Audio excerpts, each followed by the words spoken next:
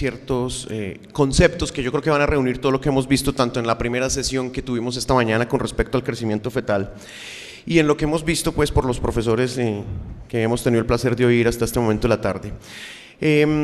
La pregunta que nos hacíamos en este momento para completar lo que hemos venido viendo es si existe un protocolo ideal que nos permita dar el manejo debido a toda la serie de clasificaciones a las cuales nos vemos enfrentados cada vez que analizamos diferentes artículos en la literatura que nos muestran diferentes y muy válidos resultados clínicos que cada vez nos dan muchas más herramientas para tomar decisiones. Esta es mi diapositiva de conflicto de intereses, el cual declaro que no tengo ninguno. ¿Qué objetivos entonces perseguimos con esta pequeña charla? Primero, conocer específicamente cuál es el comportamiento hemodinámico de fetal,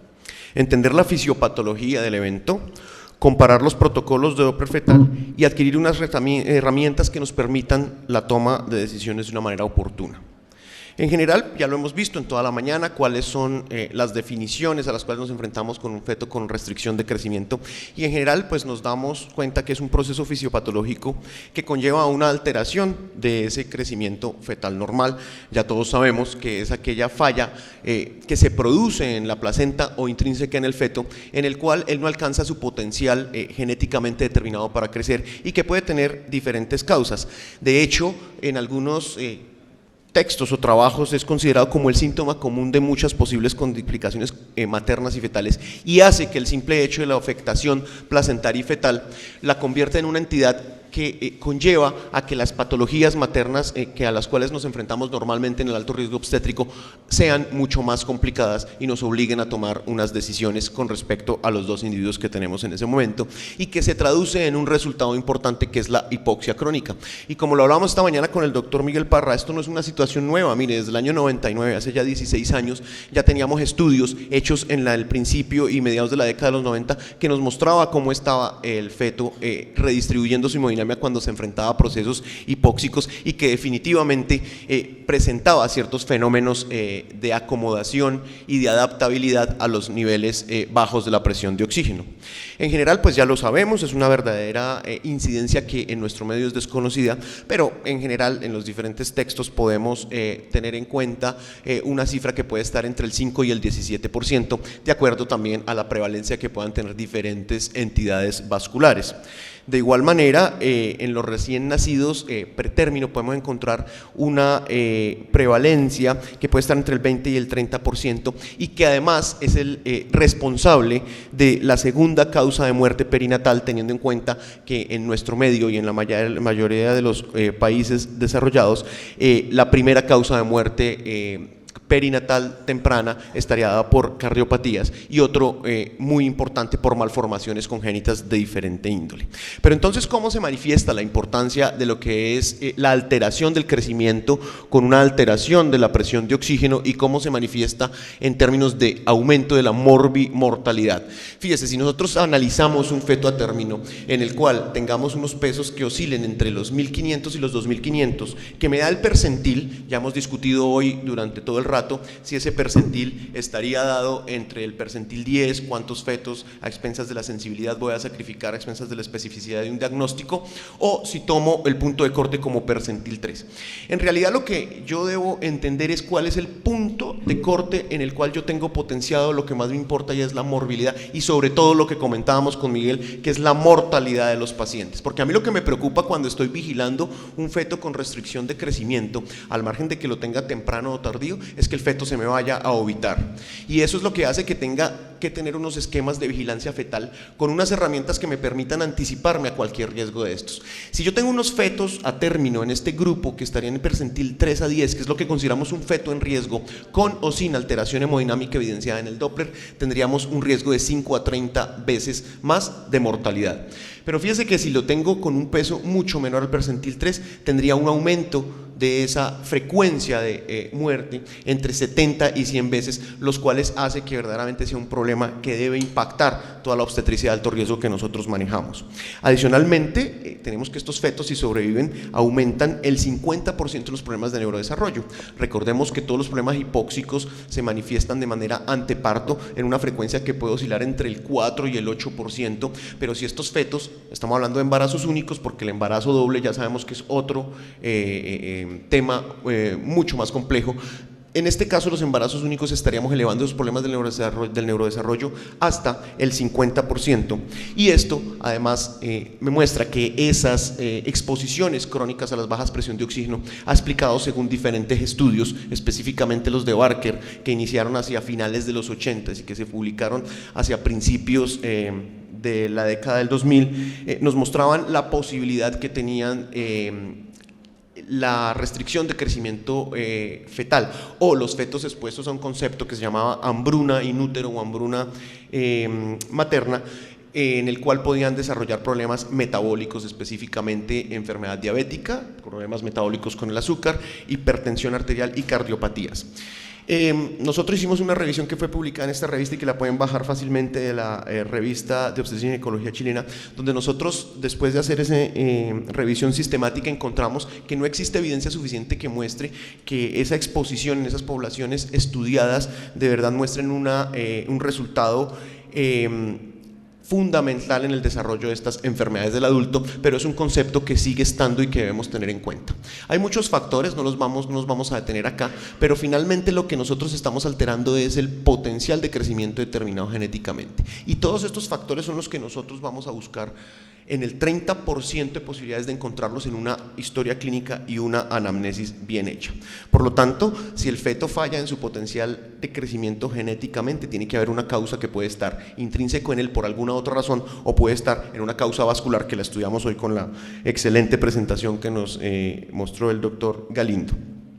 Ahora, ¿cuáles son esos factores hemodinámicos que hacen que el feto sea un ente que se pueda adaptar de una manera importante a esos estados hipóxicos in útero? Lo primero, tiene unos factores inmunológicos que están desarrollándose. Hay una falla en el tono vasodilatador endotelial, específicamente el óxido nítrico. Hay una expansión plasmática fisiológica materna y hay cambios en la viscosidad sanguínea materna que hacen que también la oxigenación se esté dando de una manera preferente a través de la arteria uterina, y por eso es que es tan importante los estudios actuales que muestran el flujo de la arteria uterina dentro del análisis de lo que es la posible oxigenación de la placenta para mostrar el resultado dentro del crecimiento fetal. Lo otro es la invasión trofoblástica, pues que no nos vamos a detener en eso, pero que fundamentalmente me está explicando los estados fisiopatológicos en los cuales tengo presentes toda la secuencia de inmunoendoteliosis que me da la génesis de las enfermedades específicas, como son la restricción de crecimiento intrauterino, que en observaciones que hemos hecho en nuestros sitios de trabajo se puede presentar como una primera manifestación de la paciente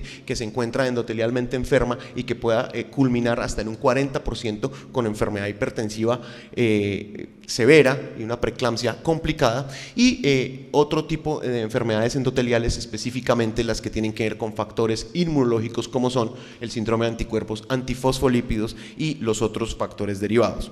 Esos cambios adaptativos se dan primero, pues por supuesto, con los cambios del comportamiento fetal, un feto que inicia una disminución en su tasa de crecimiento y tiene también, por supuesto, unos cambios hemodinámicos que están plenamente conocidos y que nos tienen que invitar a analizar el ambiente en el que se está desarrollando el feto, que nos va a dar la seguridad que tenemos de que ese feto permanezca vivo y con unos factores importantes de sobrevida, tanto in útero como lo que nosotros le estemos dando en nuestro programa de vigilancia. Y por supuesto saber si nosotros tenemos el tiempo suficiente para que este feto, a pesar de la exposición a la hipoxemia, pueda alcanzar un estado de maduración dentro de esa balanza que estoy dando entre lo que es la prematurez y el tener un feto con altos riesgos de muerte in útero. De esa manera es que yo tengo que hacer mi análisis interno para saber qué momento es el mejor y hasta cuándo puedo esperar para determinar el momento óptimo del parto. Pero el problema que nosotros tenemos es que cuando nosotros encontramos una alteración hemodinámica clínicamente manifiesta y que le estamos dando con nuestra herramienta fundamental y de hecho una de las preferidas por todos nosotros para el análisis del factor hemodinámico inútero, que es el Doppler, pues vemos que cuando está alterado en este tipo de casos la obstrucción ya tiene que estar por encima del 60%. Y esto es evidente, la mayoría de los estudios nos han mostrado que el feto, cuando tiene disminución, o sea, cuando tiene una obstrucción importante, pero por debajo de este 60%, no presenta cambios en el Doppler. Lo vamos a ver ahorita en la secuencia fisiopatológica, que es muy bien entendida, en una fase que se llama estadio del Doppler silente. Es decir, el feto está enfermo, puede tener las alteraciones del crecimiento que nosotros encontramos clínicamente, pero desde el punto de vista del análisis Doppler vamos a encontrar que no hay unas alteraciones que sean evidentes en ese momento para nosotros poder tomar una decisión y brindarle la atención que necesita. Y eso es por la respuesta que tiene a la presión de oxígeno. Acá simplemente para recordar, como es un estudio Doppler donde tenemos un flujo, en este caso el ejemplo es una vena umbilical, vemos que el flujo es hacia un lado, y acá en el Doppler color, para que no olvidemos que una cosa es hacia dónde se presenta el lado y otra cosa es la codificación que yo tenga en mi máquina de Doppler. Acá significa el código azul que está alejándose de la mano del examinador, y acá no significa que se acerque, sino que el doctor simplemente cambió el sentido de Doppler con el botón de inversión o de reversa. Luego, no todos los flujos son reversos y tenemos que mirar con qué código estamos utilizando nuestra herramienta. De igual manera, cuando nosotros usamos el Doppler pulsado, acá tenemos un ejemplo en una circular donde ponemos el caliper en un flujo que se está acercando hacia la mano del examinador y me da un flujo que acá vemos en la escala dentro de la positividad. Y si yo pongo el Doppler en el que se está alejando, veo además cómo me cambia el color, ya lo veo azul porque se aleja de mi mano. Y el flujo, por supuesto, me sale inverso, pero no inverso con respecto al cero, sino inverso con respecto al sentido, y eso hace que si usted no tiene una experiencia en el manejo del Doppler, pueda malinterpretar los hallazgos del mismo, cuando aquí estamos mostrando hallazgos completamente normales. Pero ¿qué sucede en el feto que se enferma? Fundamentalmente vamos a tener que al inicio comienza un aumento de las impedancias y de las resistencias, específicamente en la arteria umbilical, aumenta la resistencia vascular periférica, es un feto que se pone hipertenso y que debe comenzar a realizar ciertas maniobras para poder sobrevivir y acomodarse a esos estados de hipoxemia, que se presentan y que fueron descritos por supuesto en la parte periférica de aorta fetal y de arteria renal, con estímulo pues de todos estos neuro y quimioreceptores, y se me da el proceso de redistribución hasta llevar a una descompensación fetal e hipoxia.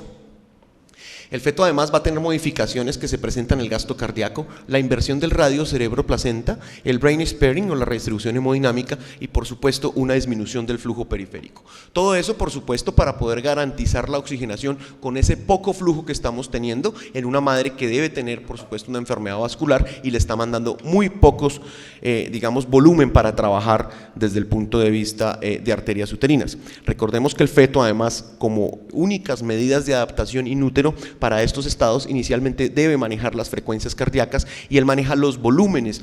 Luego, inicialmente él solamente puede dilatar las cavidades cardíacas, pero él no presenta hipertrofia de cavidades que le pueda mejorar la fuerza de contracción como si lo haría un niño o como lo haría un adulto frente a estos estados. Y frente, por supuesto, a ese aumento de la resistencia que se está presentando en la circulación periférica. Posteriormente se va a disminuir la resistencia en la arteria cerebral. Gasto cardíaco derecho también disminuyen también las velocidades pico, disminuye también las arterias pulmonares y da un flujo preferencial hacia el ventrículo izquierdo. Y esto explica, por ejemplo, cómo también el feto presenta alteraciones en la viscosidad sanguínea, y nosotros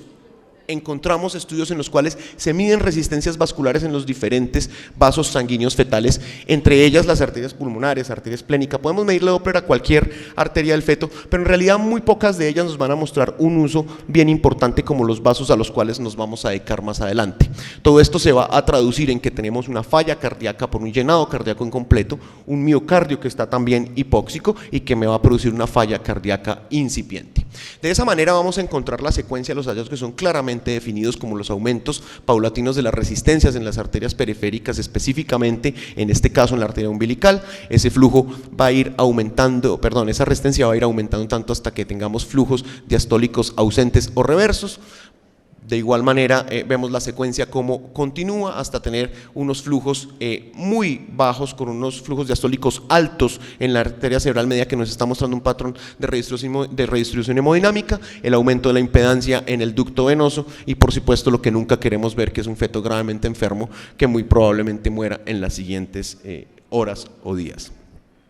Pero frente a esa sospecha de alteración de crecimiento fetal, pues tenemos varios protocolos y aquí es donde vamos a iniciar la respuesta a la pregunta que nos surgía al principio de la charla, y es cuál debemos usar y de qué manera. Primero, pues tenemos que saber cuál es el punto de corte que usted va a usar en su unidad. Lo importante es que usted sepa,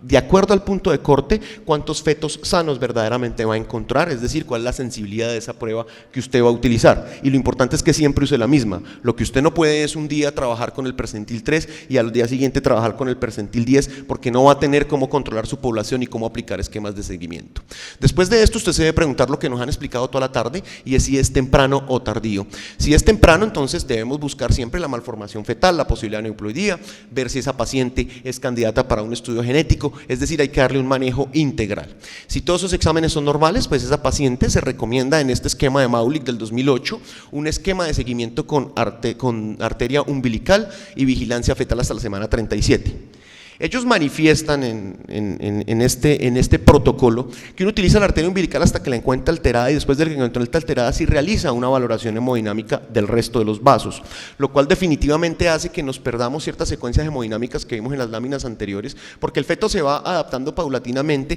y no tiene una secuencia que sea completa de un vaso con respecto a otro, sino que él va superponiendo los diferentes estadios de adaptación hemodinámico.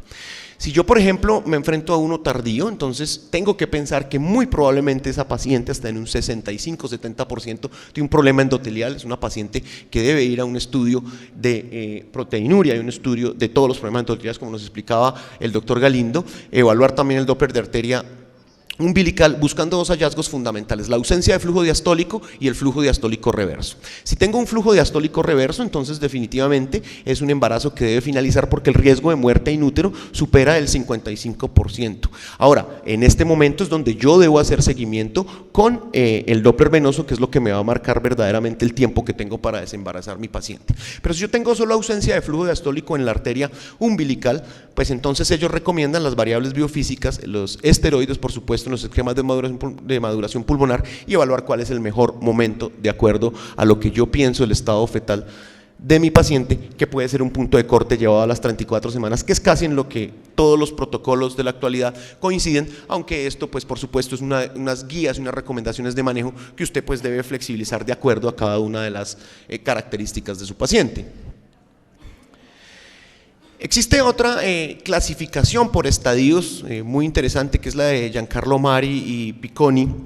publicada en el 2008, en donde ellos marcan los estadios también haciendo referencia al vaso principal, que es la arteria umbilical, pero ya mirando los estados de redistribución hemodinámica con respecto a la vasodilatación en la arteria cerebral media. En el primer estado vamos a tener un aumento de la impedancia de la arteria umbilical, con una arteria cerebral media que puede estar en el límite normal inferior o por debajo de la misma, o sea, mostrándome lo que sería equivalente a una alteración hemodinámica leve. Posteriormente, en el estadio 2, el feto pasaría a una ausencia de flujo en la arteria umbilical o a un flujo diastólico reverso, pero en este momento el Doppler venoso, tanto el ducto como de la vena umbilical, es fundamental para decidir los tiempos, y además recomiendan un seguimiento ustedes saben que la escuela americana cree mucho en la monitoría fetal, en los resultados del perfil biofísico, las variables biofísicas, y luego vamos a tener un estado de 3 donde tenemos básicamente el análisis de la falla cardíaca que veíamos en la secuencia hemodinámica, y que ellos pueden determinar básicamente por la regurgitación de la funcionalidad de la suficiencia de la tricúspide y el radio EA. Adicionalmente, ahí se incluye la valoración del índice de rendimiento miocárdico, que ustedes saben que es el índice de TI, que se hace fundamentalmente en el ventrículo izquierdo, pero que ya hay estudios que muestran que tiene una correspondencia en el ventrículo izquierdo, sobre todo cuando analizamos los gemelos. O sea, como ustedes ven, tenemos muchísimas herramientas que nos permiten tomar diferentes decisiones. Aquí también nos muestran esta interesante gráfica cuánto tiempo tengo yo antes de que se presente una alteración importante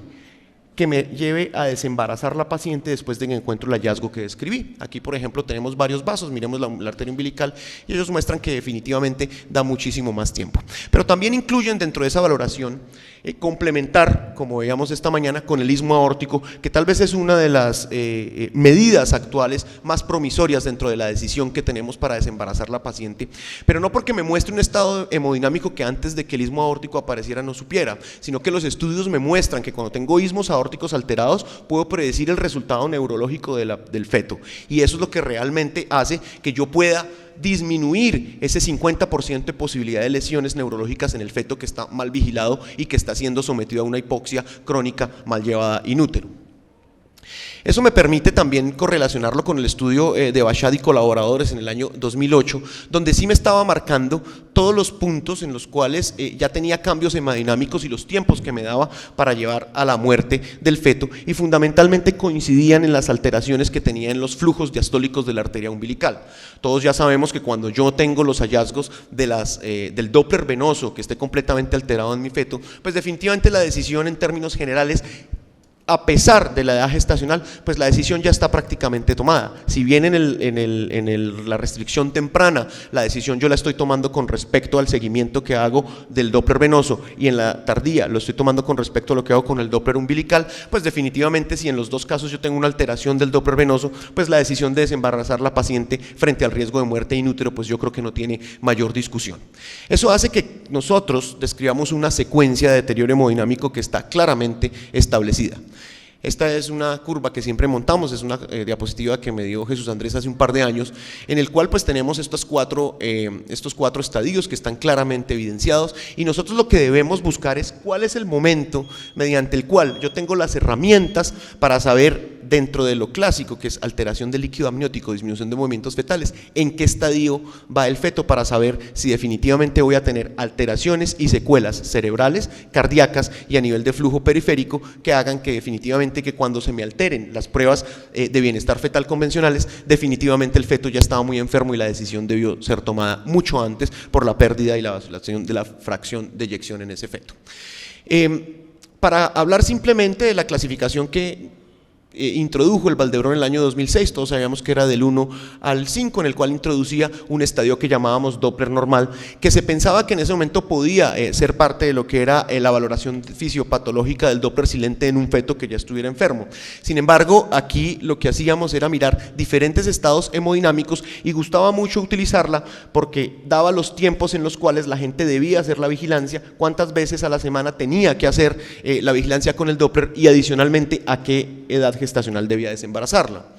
Posteriormente entonces aparece este artículo en el 2014, el año pasado, lo hemos repetido hasta la saciedad, no voy a detenerme mucho acá, pero simplemente para hablar y enfatizar en la diferencia entre temprano y tardío y cuál es el problema que tengo en cada uno de estas entidades y cómo lo debo enfocar de acuerdo a lo que llamamos los marcadores de hipoxia y centralización, y definitivamente los marcadores de muerte fetal. Esto lo va a hablar ahorita Miguel, entonces no me voy a detener aquí. Pero básicamente aquí lo importante a resaltar es esto, que ya incluimos dentro de la clasificación, o ya se incluye dentro de la clasificación, el saber que definitivamente tenemos una insuficiencia placentaria leve, que pasa a severa, y que definitivamente después de eso ya tenemos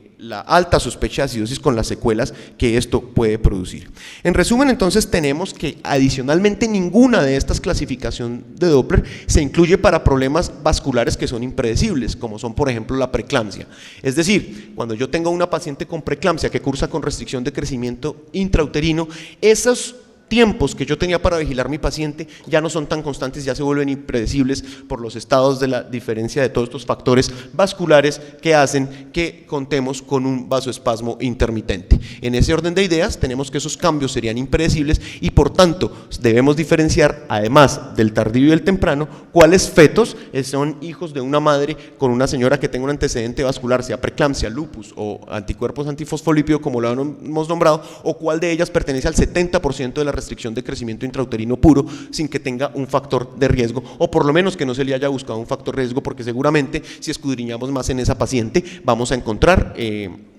vamos a encontrar que tenía algún factor que no habíamos indagado. En conclusión, entonces, tenemos que el pronóstico perinatal en términos de Apgar, meconio, estado fetal insatisfactorio, la tasa de cesáreas, alteraciones metabólicas y la tasa de UCI neonatal es un factor que se ve influenciado por el seguimiento que nosotros hacemos en la actualidad con el Doppler. Esas indicaciones entonces las estaríamos haciendo en el feto que tiene sospecha de restricción de crecimiento, en el que ya lo diagnosticamos y por supuesto en la vigilancia fetal de estos fetos y en los fetos que son afectados en problemas vasculares. Sin embargo, recuerde que en los problemas vasculares leves, como la preeclampsia mal llamada leve, el Doppler no tiene ninguna utilidad para predecir los estados fetales in útero y menos para producir la muerte. Adicionalmente, esos patrones ominosos ya los vimos hoy, todo lo que vimos con respecto a la alteración del Doppler venoso y fundamentalmente las resistencias elevadas en las arterias. Pero ya hemos visto que la secuencia hemodinámica, cuando solamente tenemos alteraciones del aumento de las impedancias, me da un poco más de tiempo para vigilar mi paciente y me permite tomar unas decisiones mucho más oportunas a expensas de la maduración fetal. En términos de la predicción de asfixia, pues tenemos que la relación del grado de hipoxemia y de asfixia está por encima del 87% cuando lo hacemos en buenas manos, en una unidad que tenga experiencia. Adicionalmente,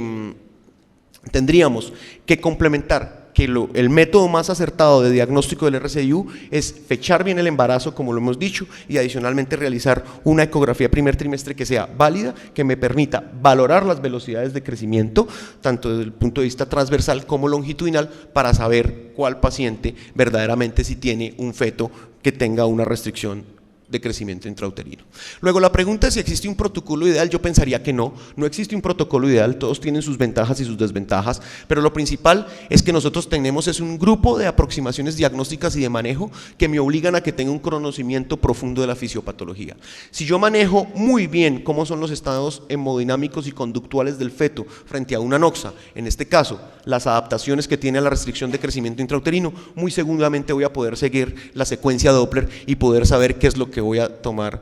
en cuenta para tomar las decisiones. Luego debo homogeneizar los conceptos y debo tratar siempre de utilizar la misma herramienta. No puedo utilizar dos herramientas distintas para el seguimiento de mi población y menos para el seguimiento de los mismos fetos que tengo afectos en la misma. En resumen, pienso que conocimos el comportamiento hemodinámico fetal, entendimos la fisiopatología de lo que es los estados hemodinámicos llevados a la herramienta clínica. Comparamos los protocolos del Doppler fetal para tener ya herramientas suficientes y saber qué es lo que verdaderamente está pasando en el feto y cuál se adapta mucho más a lo que son los cambios reales desde el punto de vista fisiopatológico, y yo creo que ahora podemos tomar decisiones oportunas. Por último, quería invitarlos al curso de nivelación con nuestra próxima reunión de la Federación, que va a ser este año en la ciudad de Barranquilla, el 18 al 20 de septiembre del 2015. Toda la información la van a encontrar en la página web para que se inscriban las personas que deseen, y no me resta más sino darles las gracias por su atención.